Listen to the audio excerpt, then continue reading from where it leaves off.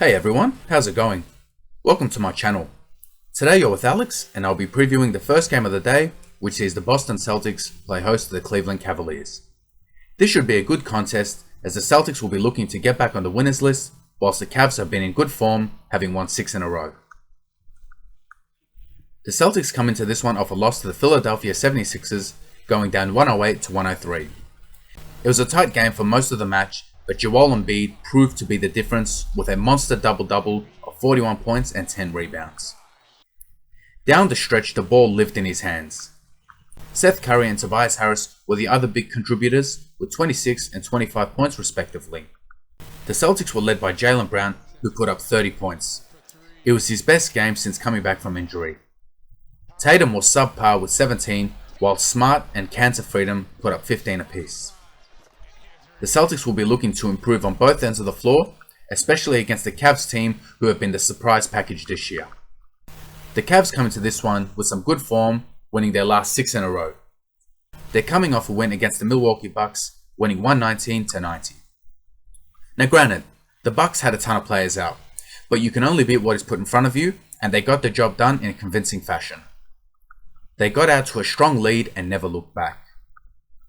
The Cavs were led by C.D. Osmond and Darius Garland, who put up 23 and 22 points respectively. They did a good job on the defensive end, keeping the undermanned Bucks to just 90 points. They will need to be prepared for a tough game as the Celtics will have all their starters raring to go. This is a tough game to pick. Both teams have a few players out and they can both make a case for winning this game. For the Celtics to win, I'll be looking towards their 2 stars. The Celtics are an entirely different team when they have Tatum and Brown both playing well.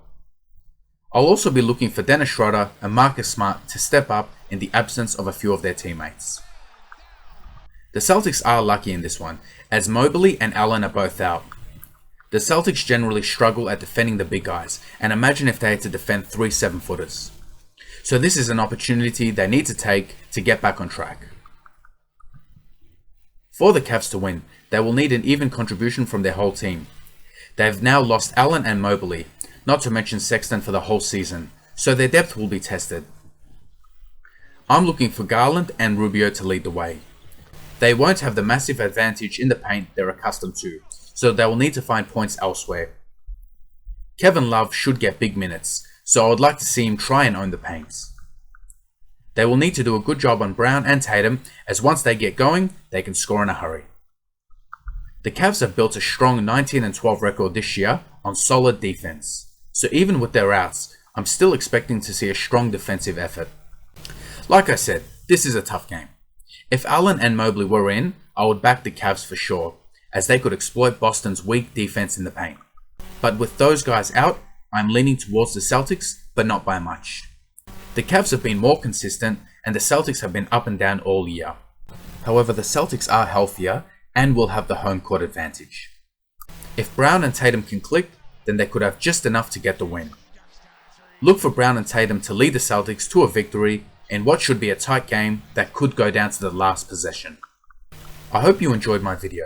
If you did, please give it a thumbs up and don't forget to subscribe as I'll be uploading videos every day. Thank you for watching.